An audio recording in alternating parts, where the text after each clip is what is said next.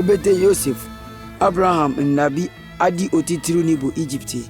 monane mo se Jacob ne mabusuafo fu ba nkyena mo kanki amkyena nkyena mvp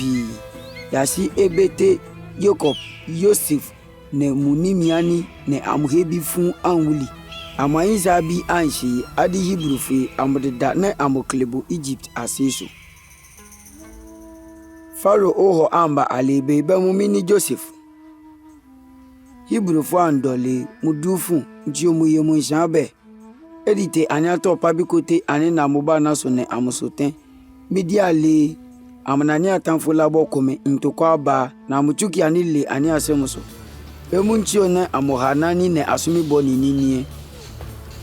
ebete amohanani ne asumi boni ninie be amokli Egypt fedu amofu nchion amobonani indonkofo be amunu tobuni yasi ebete amambo basa Pharaoh ye anche asokike be ke Hebrew fo anche kike bibi ohima amomonde kemudi ochema amonane ne chinase insha asok keke junyimpo funchion amumingi Pharaoh asenso ke amumimo bibi ahie ebete Pharaoh amisa amwe amuyebe Hebrew anche bo nifa Egypt fo ebe kofa amogike internani fo amokanki inchi Pharaoh ya amobe amuturi Hebrew hebi ahitangi kamo ho tunal inchito Hebrew ochekoma mumina ntumbibi ohie tunal inchito munene pla alesa ebete munene amina pla ohie munene tukentento ne mufe netanal inchiso munimi ochire biye jire inshin kon hete alatunam be Pharaoh bibi oche ebi abonal inchio ne insha asumema muhu kentenye manfu kiswe muhu bibie be mudi Hebrew ni adi nimpo insha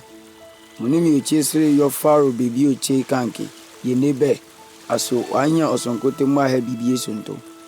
mu yenebe inti ochire biye tire muni temadi Moses muni ewo Pharaoh bibi oche yemobe beta atom no hemuso kame aka uko nti amobo alefa ebete atobianda monene klaba na Pharaoh bibi oche nemu bete nebe mo bibi nemu tunada Moses atale Moses bo odefe awiso kemokasi Egypt fe hane amatobo fun ebeko Moses aya shramunsha mu Egypt ni ko be mo gwa amoto kome nti Moses amfeke Egypt ni mu na mu ya nebo anhweato adanke mu Hebrew fo nyo be amoecha nti mu ye nani to kome be emenchi ono ni mi ekwan nti mu jana no be eneni nane obo atembo afo bo aniso aso ota na omomi tebe wa mo Egypt ni edama into Moses hube pamie mandie empete nti omudufu ebete Pharaoh anka so nkamle momo Moses na Moses sire yo eyaso emakon kuto ntina Mosha Midian ohi ku mudwene bibi oche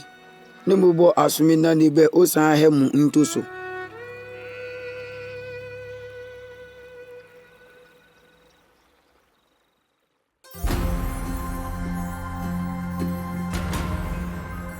Moses muni ne munimi yoche ne injanso kike fun min di Pharaoh asonso bo ebete amani be Pharaoh ya da mam ementio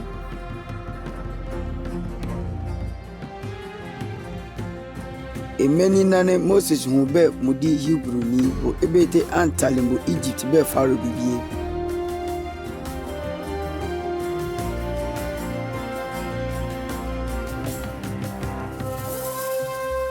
atokomene ichake bo Moses brato kra ke owe emene ichake bo o brato kra